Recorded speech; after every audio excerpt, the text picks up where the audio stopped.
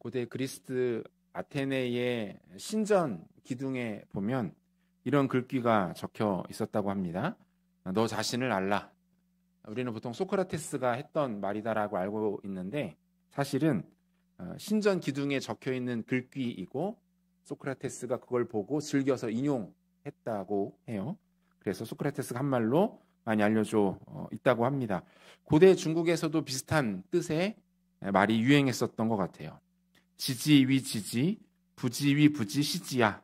무슨 뜻이냐면 아는 것을 안다고 하고 모르는 것을 모른다고 하는 것, 그것이 곧 알미다. 이런 뜻입니다. 이 말은 공자가 한 것으로 잘 알려져 있습니다. 동서고금을 막론하고 지혜, 참된 지혜이자 진리로 통용되며 사랑받던 이 가르침은 1976년 미국의 아동 발달 심리학자인 존 플라벨에 의해서 학문적으로 드디어 정립이 됩니다. 이 개념이 우리도 많이 들어본 메타인지라는 개념이에요. 메타인지. 최근에 유행하는 개념이어서 아마 들어보셨을 것 같아요. 메타라는 말이 이제 헬라어에서 유래된 단어인데 무엇을 넘어선 초월한 이런 의미를 갖고 있습니다. 글자 그대로 해석하면 메타인지 무슨 뜻이 됩니까? 넘어서는 인지, 무엇인가를 초월하여서 이해하는 개념, 이런 뜻이 되는 거죠. 여기서 넘어서는 대상은 바로 자기 자신을 말합니다. 한마디로 자신을 객관적으로 볼 수 있는 지식, 자기 자신을 떠나서 외부에서 나 자신을 볼 수 있는 지혜를 메타인지라고 부른다는 거예요. 이게 대단한 지혜예요. 자신을 객관적으로 보기 때문에 비교적 정확한 장단점이 파악이 됩니다. 그래서 어떻게 됩니까? 자신의 장점은 더욱 키울 수가 있고 단점은 줄일 수가 있는 거죠. 자연스럽게 성장과 발전이 있게 되겠죠.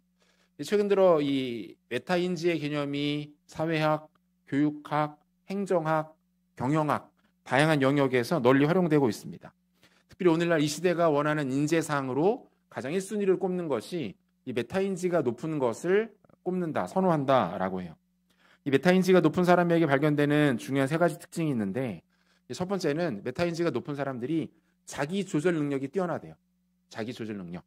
그러니까 제어가 되고 절제가 된다라는 거죠. 자신을 제어할 수 있고 스스로를 절제할 수 있다 보니 어떻습니까? 이 좋은 습관을 만들어 나가기에 매우 유리한 장점을 가지고 있다. 두 번째는 비판적 사고. 조금 전에 말씀드렸던 것처럼 이 자신에 대한 장단점을 정확하게 알기 때문에 그것을 파악해서 적용할 수 있고 그런 사람이 꾸준히 성장할 수 있는 동력을 갖출 수 있다라는 거죠. 세 번째가 이런 사람들이 자기 반성 능력이 뛰어나다고 합니다. 그러니까 스스로의 과오와 실수에 대해서 정확하게 인정하고 사과할 건 사과하고 다시 그것들이 재발되지 않기 위해서 노력하고 애쓰는 일들. 이러다 보니 주변에 좋은 사람들이 모일 수밖에 없고 조직에서도 이런 사람들을 원하고 그런 모습들이 나타나게 된다라는 거예요. 간혹 보면은 메타인지가 좋은 사람들을 만날 때가 있습니다. 그런 분들과 만나서 대화를 하다 보면 이 개념들이 맑아지는 것을 보게 돼요. 공손합니다. 자신의 위치와 상황을 비교적 잘 알기 때문에 교만해지거나 으스대거나 업주자는 것으로 뽐내지 않습니다. 열등감이나 자존감이 낮지도 않기 때문에 비굴한 모습을 보인다든지 우울한 감정을 내비치지도 않는 것들을 보게 됩니다. 오늘 바울이 본문에서 이야기하고 있는 내용이 바로 이러한 메타인지에 대한 부분들을 이야기합니다. 특별히 복음을 통해 신자 안에 형성되어진 영적 메타인지에 대해서 이야기를 하고 있는 것이죠. 우리가 몇 주간에 걸쳐서 구원받은 자의 삶에 나타날 수밖에 없는 성령의 9가지 열매에 대해서 살폈습니다. 그리고 바울은 이어서 이 한 인격 안에 조화롭게 나타나는 이 성령의 9가지 열매가 구체적으로 개인에게 삶을 통해 나타나는 방식이 무엇인지를 언급하고 있어요. 그것은 무엇입니까? 앞서 소개해드린 대로 복음을 통한 메타인지의 모습이 신자 안에 나타나게 되는 거예요. 여기서 가장 중요한 것을 바울은 무엇을 꼽냐면 헛된 영광과 거리를 두는 삶이다. 이렇게 정리하고 있어요. 본문 26절을 보면요. 헛된 영광을 구하여 서로 노엽게 하거나 서로 투기하지 말지니라 이렇게 되어 있습니다. 헛된 영광, 케노독소이라는 헬라어 단어가 쓰이고 있는데 이 단어를 직역하면은 명예롭지 못한 자만심 이런 뜻을 갖고 있습니다. 그러니까 스스로가 높게 여기고 또 자신에 대하여 과대평가하는 마음이 있는데 그것이 뭐예요? 명예롭지 못한 것에 근거하고 있는 마음이라는 거예요. 그러니까 한마디로 잘못된 근거로 인하여 높아진 마음이라는 겁니다. 이것과 반대되는 개념을 우리가 자존감이라는 표현으로 사용할 수 있겠죠. 전혀 그럴 만한 근거도 없는데 오히려 그것이 상처와 오염된 것으로 구성되어 있는데 그러한 것에 자신의 기반과 가치를 두고 높이는 사람들이 있다는 거예요. 그런 사람들은 자기는 혼자 그렇게 여길지 모르나 다른 이들에게 공감을 얻을 수가 없겠죠. 반대로 자존감은 어떻습니까? 비교적 건강한 토양 위에 자신의 마음에 대한 긍정적 가치관이 세워진 상태를 말합니다. 따라서 헛된 영광에 한 사람이 사로잡히게 되면 두 가지 극단적인 마음이 그 사람의 내면 안에 형성되는 것을 볼 수가 있어요. 하나는 교만한 우월감입니다. 어떤 겁니까? 교만한 우월감. 그래도 내가 너보다는 낫지 않아? 이런 마음이. 너보다는 내가 더 탁월하지. 너보다는 내가 더 많이 알지. 너보다는 내가 더 괜찮은 인생을 살았지. 그 사람보다는 내가 더 훌륭한 인간이지 않아? 이러한 생각들이 우리 안에 들어와 자리 잡게 되는 거예요. 여기서도 잘 보면 교만한 우월감의 아주 중요한 특징이 있는데 그것이 무엇인가 하면 비교 대상을 만듭니다. 내가 임의로 만드는 것이기 때문에 당연히 나보다 못하다고 여겨지는 대상들을 만들어서 그 사람과 나를 끊임없이 비교하며 자신을 높이는 방식이 바로 교만한 우월감의 방식이에요. 이러한 교만한 우월감을 가지고 있는 사람들은 어디를 가서 누구를 만나든지 반드시 분쟁을 일으킵니다. 그 사람과 대화를 나눠보면 기분이 좋지가 않아요. 무슨 이야기를 나눠도 결국은 자기 자랑, 자기 중심적 대화로 끝마치게 됩니다. 만나서 교제를 하거나 대화를 나눠도 마음이 평안하지가 않은 거예요. 관계 속에서 분쟁을 일으키고 결국은 갈등을 만들어냅니다. 두 번째는 열등감입니다. 이 사람도 마찬가지예요. 저 사람에게는 있는데 나는 없네. 이상하게 저 사람 앞에만 가면 내가 작아지고 왜소해지네. 그 사람 앞에서는 내가 내세울 것이 하나도 없어. 마찬가지죠. 비교 대상이 존재합니다. 여기서는 반대예요. 객관적으로 나보다 좋은 것, 많은 것을 가지고 있는 것이 분명한 사람과 나를 끊임없이 비교하기 시작합니다. 스스로 열등감을 만들어내고 있는 거예요. 그리고 이러한 열등감은 내부적으로는 불평과 원망으로 나타납니다. 왜 내 인생은 이거밖에 되지 않나? 왜 우리 가정은 이 정도밖에 되지 않는가? 왜 내 주변의 사람들은 이 정도밖에 없을까? 불평과 원망으로. 외부적으로는 어떻습니까? 누군가를 향한 시기와 질투의 마음으로 드러날 수밖에 없다는 거예요. 우리가 주일에도 사도행전 통해 살폈지만 예수님 그리고 사도들을 향한 유대 종교 지도자들의 시기와 질투의 마음이 있었습니다. 그리고 그 마음은 단순히 감정적인 문제로만 끝나지 않았던 것을 보게 되죠. 정말 많은 것들에 대하여 깊숙하게 영향을 끼치고 말았고 결정적으로 무서운 것은 뭡니까? 그들이 이 시기와 질투의 마음에 붙잡혀서 생명 되신 예수 그리스도와 복음을 거절하고 결국 그들의 영혼과 궁극적 운명까지 비극으로 몰아넣는 어리석음을 범하고 말았습니다. 열등감으로 인한 이 시기와 질투의 마음은 마치 쌓아놓은 화약과 같습니다. 작은 폭발을 통해서도 우리 인생에 큰 어려움과 문제를 그리고 상처를 만들어낼 수가 있다는 거예요. 이러한 교만한 마음 그리고 열등감 이러한 감정이 우리의 양극단에 있는 것처럼 보이지만 사실은 본질은 하나예요. 어떤 일이 있을 때 이러한 두 가지 양가적 감정이 일어나게 됩니까? 내가 나 자신을 우상으로 삼을 때, 자신에 함몰되어 있을 때 이런 일들이 나타납니다. 스스로에 대한 과도한 집중이 일어날 때 이런 마음들이 일어나게 되는 거예요. 나 자신을 가장 많이 사랑하는 거예요. 나 자신이 가장 소중해야 되는 거예요. 내가 내 모든 판단의 중심에 서야 하는 것이죠. 이런 사람은 반드시 교만한 마음과 열등감을 갖고 살아갈 수밖에 없다는 거예요. 우리 안에 우월감과 열등감이 쉽게 자주 나타나고 있다면 스스로가 점검해 볼 필요가 있습니다.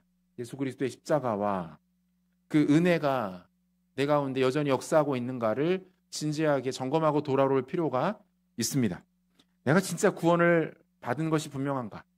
나는 하나님의 사랑을 제대로 이해하고 있는가? 나는 나의 존재를 그리스도와 그분의 십자가 안에서 발견하고 있는가?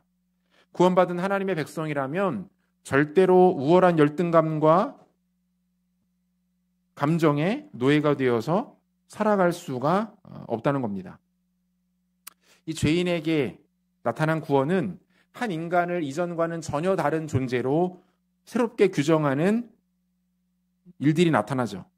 이 변화가 얼마나 근본적이면 성경은 이 변화를 가리켜서 거듭남이라고 말하기도 하고 바울은 새로운 피조물이 되었다라고까지 표현을 합니다. 요한복음 3장 3절을 보니까 같이 한번 읽겠습니다. 예수께서 대답하여 이르시되 진실로 진실로 내게 이르노니 사람이 거듭나지 아니하면 하나님의 나라를 볼 수 없느니라. 예수님 뭐라고 말씀하세요? 거듭남에 대해서 말씀하시죠. 죽었다가 다시 살아나는 상태. 그것이 구원이다. 이렇게 말씀하세요. 고린도서 5장 17절 바울은 뭐라고 합니까? 같이 읽겠습니다. 그런즉 누구든지 그리스도 안에 있으면 새로운 피조물이라. 이전 것은 지나갔으니 보라 새 것이 되었도다. 뭐라고 말합니까? 신자의 존재 자체를 죽었다가 새롭게 태어난 존재.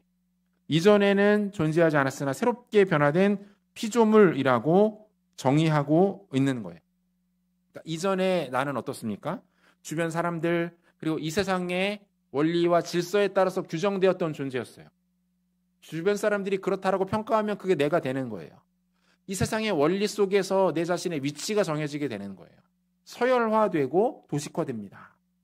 그래서 늘 비교당하고 순위가 매겨진 채 살아가던 것이 우리들의 모습이었던 거죠. 그런데 이제는 달라진 겁니다. 하나님의 독생자이신 예수님의 피값으로 가치가 매겨진 존재가 된 겁니다. 그게 구원받은 신자의 삶입니다. 세상이 우리를 향해서 뭐라고 규정할 수가 없어요. 그런 존재가 아닙니다. 그런 차원을 뛰어넘은 존재가 되는 거예요. 하나님께서 만사를 제쳐두고 달려와 손잡아 주시며 구원하실 수 있는 존재가 된 것이지요. 성경은 뭐라고 말합니까? 하나님이 저 여러분들을 바라보실 때에 그 모습이 너무 존귀하고 아름다워서 자신의 기쁨을 감추실 수가 없다. 이렇게까지 노래하고 있는 것 아니에요? 스바냐 3장 17절 말씀인데요. 같이 한번 읽겠습니다. 너의 하나님 여호와가 너의 가운데에 계시니 그는 구원을 베푸실 전능자이시라. 그가 너로 말미암아 기쁨을 이기지 못하시며 너를 잠잠히 사랑하시며 너로 말미암아 즐거이 부르며 기뻐하시리라 하리라. 그러니까 신자의 자존감은 사실 이 말씀 하나로 충분한 거예요. 이 말씀 하나로. 이 말씀에 담긴 하나님의 마음을 신뢰하시기를 바랍니다. 세상이 우리에 대하여 뭐라고 이야기하고 주변 사람들이 나에 대해 어떻게 평가하든지 귀담아 듣지 마십시오. 그거 중요하지 않습니다. 그건 진리가 아닙니다. 하나님이 저 여러분들을 어떻게 보시는가가 중요해요.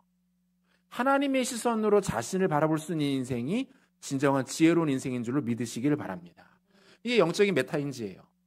세상의 기준으로 바라보면 절대로 그 가운데서 만족과 기쁨을 누릴 수가 없습니다. 어느 정도 돼야 만족합니까? 어느 위치까지 올라가야지 기뻐할 거예요. 불가능합니다. 우리가 우리의 자신에 대하여 가질 수 있는 시선은 단 하나. 하나님이 우리를 바라보시는 시선이. 하나님이 우리를 여기시는 가치를 따라가는 겁니다. 거기에 능력이 있고 거기에 지혜가 있는 줄로 믿으시기를 바랍니다. 이러한 복음적 자존감이 우리 가운데 건강하게 자리 잡지 못하면 강약, 약강의 모습이 나타날 수밖에 없습니다. 이게 뭐예요? 강자에게는 약하고 약자에게는 강한 상태죠. 가장 비겁하고 천박한 모습 아닙니까? 포로기환에서 이스라엘 백성들이 다시 돌아온 이후에 이스라엘 백성들을 괴롭히던 대적들이 있었는데 이들의 모습이 바로 이 강약 약강의 모습이었습니다. 그 느헤미야 2장에 보면은 천신만고 끝에 포로 생활에서 돌아온 이스라엘 백성들이 예루살렘 성벽을 다시 쌓아가기 시작합니다. 근데 그때 느헤미야 앞에 대적들이 나타나죠. 그리고 이 중요한 사역을 이들이 방해합니다. 느헤미야 2장 19절 호른 사람 산발랏과 종이었던 암몬 사람 도비아와 아라비아 사람 게셈이 이 말을 듣고 우리를 업신여기고 우리를 비웃어 이르되 너희가 하는 일이 무엇이냐 너희가 왕을 배반하고자 하느냐 하기로 이렇게 말합니다. 이 산발랏, 도비아, 게셈 이 사람들은 사마리아 지역을 다스리고 있었던 사람들이었어요. 그런데 예루살렘이 다시 회복된다라는 이야기를 듣고 자신들의 힘이 약해질 것을 우려합니다. 그래서 어떻게 하는 거예요? 페르시아 편에 딱 달라붙어서 페르시아 왕의 이름을 팔면서 이스라엘 백성들을 겁박하고 있는 거예요. 처음에는 말로 협박하고 그 다음에는 군사적으로 도발하다가 나중에는 느헤미야를 암살하려는 시도까지 합니다. 이게 전형적인 강약 약강의 모습이에요. 이 영적인 건강한 메타인지를 갖지 못하면 반드시 이러한 삶으로 귀결됩니다. 복음 안에서의 내 위치, 내 모습을 정확하게 확인할 필요가 있습니다. 그렇지 않으면 인생을 살아가는 방식과 그 원리가 대단히 천박해집니다. 세상의 논리에 휘둘립니다. 그것이 자신의 전부인 것처럼 혈안이 되어 쫓아갑니다. 왜 그렇게 살아갑니까? 그렇게 살아가는 존재가 아닌데, 그런 존재들은 이전에 다 죽었습니다. 없어져 버렸습니다. 이제는 거듭난 존재, 새로운 피조물로 지음받은 존재가 되었기 때문에 하나님이 우리를 바라보시는 그 사랑스럽고 영광스러운 시선으로 자신을 바라보시고 그 기쁨과 충만함 가운데 온전히 거하시는 지혜로운 성도님들 되시기를 소원합니다. 계속해서 바울은 교회 공동체의 구성원들이 서로 짐을 지는 삶을 살아갈 것에 대하여서 요구하고 있는데요. 본문 2절을 보면 너희가 짐을 서로 지라 그리하여 그리스도의 법을 성취하라 이렇게 되어 있고, 5절도 보겠습니다. 각각 자기의 짐을 질 것이라 이렇게 되어 있어요. 짐을 지라라는 표현이 두 번이나 본문 속에 반복되고 있는데 그만큼 중요하다는 거겠죠. 헬라어로 바스타조라는 표현이 사용됩니다. 짐을 진다 이 뜻인데 우리말 성경은 좀 은유적인 표현으로 번역을 했고, 이 원어적 의미는 이 바스타조라는 뜻이 인내하다, 견디다 이런 말이에요. 인내하다, 견디다. 바울은 이 인내함과 견딤을 특별히 두 가지 상황에 대해서 적용하고 있어요. 하나는 공동체 안에서 발생한 죄의 문제를 다룰 때 이 원리를 적용하라고 말해요. 본문 1절입니다. 형제들아, 사람이 만일 무슨 범죄한 일이 드러나거든 신령한 너희는 온유한 심령으로 그러한 자를 바로잡고 너 자신을 살펴보아 너도 시험을 받을까 두려워하라 이렇게 말하죠. 교회는 완전한 사람들이 모이는 곳이 아닙니다. 우리가 교회 생활을 할 때 가장 중요하게 여겨야 하는 전제가 여기에 있어요. 교회는 잘못된 사람들이 오는 겁니다. 아픈 사람들이 오는 데예요. 정상적이지 않은 사람들. 그래서 하나님의 돌보심과 위로와 은혜가 간절한 사람들이 교회를 나옵니다. 스스로가 느꼈을 때 그래도 살만하다, 그럴수록 괜찮은 인생을 살아간다라고 여기면 그런 사람들 굳이 종교의 힘을 빌리려고 하지 않습니다. 교회는 여러 가지 문제가 일어날 수밖에 없겠죠. 왜 연약한 모습들이 나타나지 않겠습니까? 따라서 여러분, 은혜로운 교회, 좋은 교회는 문제가 없는 교회가 아니라 문제를 지혜롭게 잘 다루어내는 교회가 좋은 교회예요. 문제가 생기고 어려움이 닥쳤을 때 성경적인 원리로 그 어려움들을 다루어내서 풀어내는 교회가 좋은 교회고 성숙한 교회입니다. 사랑과 지혜로 문제를 피하지 않고 다루고 해결하는 교회의 모습이야말로 우리 주님을 닮아가는 교회다라고 말할 수가 있는 거예요. 여기도 마찬가지죠. 공동체 내에 죄의 문제가 발생하게 된 거예요. 바로 지금 그 상황을 설정하고 있죠. 본문 1절에 그 바로잡고라는 표현이 나오는데, 이 바로잡고라는 표현이 원어적 의미를 보면 무슨 뜻이냐면 탈골된 뼈를 다시 끼워 맞추다 이런 뜻입니다. 그러니까 뼈가 탈골됐어요. 어떤 외부 압력에 의해서. 그럼 어떻게 됩니까? 다시 뼈를 맞추어서 제자리에 끼워 넣어야죠. 그 상태가 지금 바로잡다라는 이 뜻입니다. 두 가지 전제가 있는 거죠. 비정상적인 것을 고쳐 원래의 모습으로 돌려놓는다 라는 개념이 하나가 담겨 있는 것이고, 또 하나는 뭐예요? 이 과정이 매우 고통스럽다는 거예요. 쉬운 과정이 아니라는 거예요. 이 과정에서 무분별한 판단과 정죄가 있어서는 곤란합니다. 공동체 안에 누군가의 범죄, 연약함이 드러났을 때 그것을 바라보면서 판단하고 정죄하고 그것에 대하여 평가해서는 안 된다는 거예요. 온유함과 겸손함으로 그 죄를 다루어 나가야 하는데, 전제는 뭡니까? 나 역시도 하나님 앞에 절대적인 죄인이라는 전제가 필요합니다. 그 사람의 죄악과 연약함의 모습과 내가 가지고 있는 죄와 한계가 다른 차원의 것이 아니라는 것을 인정하고 그 문제를 다루는 것이 가장 중요한 거예요. 한마디로 말하면 뭡니까? 영혼을 사랑하는 마음으로 다가서되 공동체가 이 일에 책임감을 가지고 접근해라라고 말씀하고 있는 거예요. 예수님께서 친히 이 원리에 대해서 말씀해 주신 바가 있습니다. 마태복음 18장 15절에서 17절까지를 보면 내 형제가 죄를 범하거든 가서 너와 그 사람과만 상대하여 권고하라. 만일 들으면 내가 내 형제를 얻은 것이요 만일 듣지 않거든 한두 사람을 데리고 가서 두세 증인의 입으로 말마다 확증하게 하라. 만일 그들의 말도 듣지 않거든 교회의 말하고 교회의 말도 듣지 않거든 이방인과 세리와 같이 여기라 이렇게 말씀합니다. 그러니까 예수님이 지금 매뉴얼을 주시는 거예요. 공동체 안에 그리스도인의 교제 가운데 범죄가 드러났는데 그러면 그것을 어떻게 해야 할 것인가? 그것을 그대로 방치해서도 안 되고 간과해서도 안 되고 그 죄를 지혜롭고 온유하게 다가서고 다루어라. 이거에 대해서 말씀하고 있는 거예요. 그리고 목회를 하다 보면 자주는 아니지만 성도들의 죄를 지적하고 드러내어서 회개를 촉구해야 되는 상황들을 종종 만납니다. 목회자로서 참 쉽지가 않아요. 그리고 제가 부족해서 그런지 모르겠지만 제가 경험한 바에 의하면 한 절반 정도는 성도들이 그것을 받아들이지 못하고 결국 관계가 어려워지거나 심지어 공동체를 떠나는 경우들도 없지 않았습니다. 청년사역 한참 할 때 청년들끼리 다투고 심의하게 이렇게 싸운 일이 있었어요. 두 자매가 서로 사소하게 말싸움을 시작했는데 이게 감정적으로 번진 거예요. 다투고 말싸움할 수 있죠. 근데 문제는 뭐냐면 각각의 자매들이 세력을 형성하기 시작합니다. 자기 친한 사람들에게 얘가 나한테 어떻게 했는지 심지어 대화를 녹취하고 그 대화 내용을 캡처해서 보여주면서 그 두 자매가 갈등한 것이 세력화되어서 공동체를 꽤 어렵게 했던 일이 있었어요. 가만두고 볼 수가 없죠. 당사자들을 불렀습니다. 그리고 저와 같이 3자 대면을 했습니다. 그 둘한테 연락을 해서 어느 날 어디에서 목사님과 같이 만나자. 셋이 만나서 허심탄회하게 대화를 해보자 라고 연락을 해놓고 제 마음 가운데 얼마나 많은 근심이 있었는지 몰라요.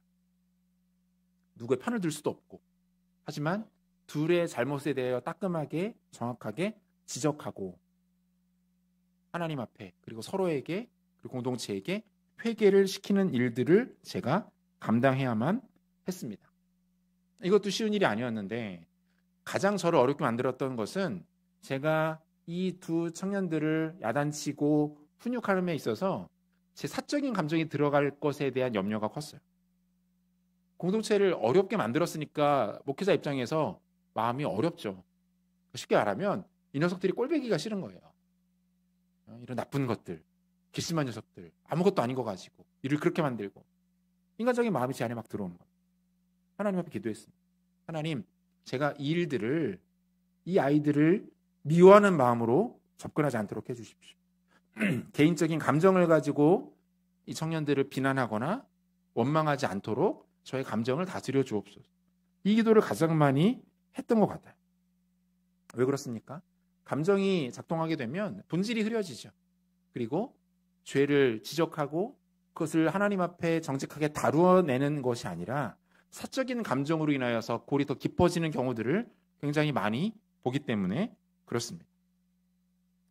아마 자주 그런 일이 있지는 않겠지만 우리 또한 누군가의 연약함과 하나님 앞에 범죄하는 모습을 보고 주님께서 그 사람의 죄에 대하여서 지적하도록 하시는 경우가 있을 수 있습니다. 이때 가장 중요한 것은 무엇입니까? 그 사람에 대한 나의 개인적인 마음이 담기지 않도록 하는 것이 매우 중요합니다. 진짜 미워서 하게 되는 이야기라면 하지 않는 것이 좋습니다. 충분히 기도하고 성령께서 나의 감정과 그 사람의 마음을 준비시킨 상태에 나가서 이야기하는 것이 바람직하다라는 것을 말하고 있는 거예요. 이게 온유와 은혜를 가지고 공동체 내의 죄를 다루는 방식이다라고 바울은 권면하고 있는 거죠. 각자의 짐을 진다는 것의 두 번째 의미는 사랑으로 종로로 타라는 겁니다. 서로 짐을 진다는 것에 대해서 바울이 이미 5장에서도 한 차례 언급한 적이 있었는데요. 그때는 표현을 좀 달리합니다. 갈라디아서 5장 13절인데요. 같이 한번 읽겠습니다. 형제들아 너희가 자유를 위하여 부르심을 입었으나 그러나 그 자유로 육체의 기회를 삼지 말고 오직 사랑으로 서로 종로로 타라 이렇게 말합니다. 이 짐을 진다라는 것과 같은 의미가 바로 이 뜻이에요. 사랑으로 종로로 타라. 사랑으로 종로로 타라.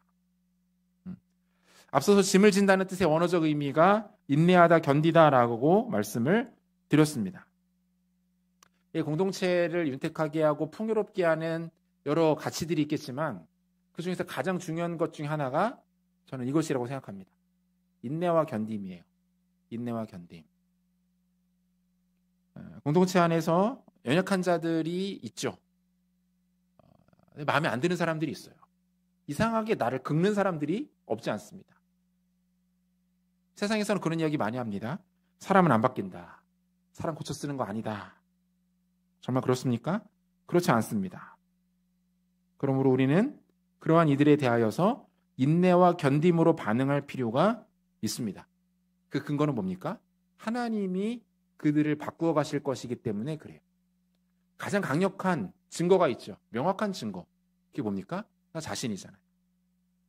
우리의 모습을 보면 알 수 있잖아요. 우리의 모습이 어땠습니까? 과거의 모습과 지금의 모습을 비교해 보았을 때 훨씬 더 연약하고 어리석고 부족하지 않았습니까?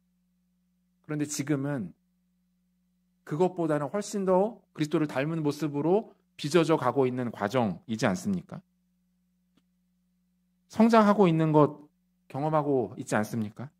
하나님의 쓰임에 맞게 우리 주님이 우리를 빚어져 가시는 것을 경험합니다. 이것이 가능한 이유는 궁극적으로는 하나님의 은혜와 만져주심 때문이겠지만 또 하나 중요한 것이 뭐예요? 우리를 참아주고 견뎌준 이들이 있었다는 거예요.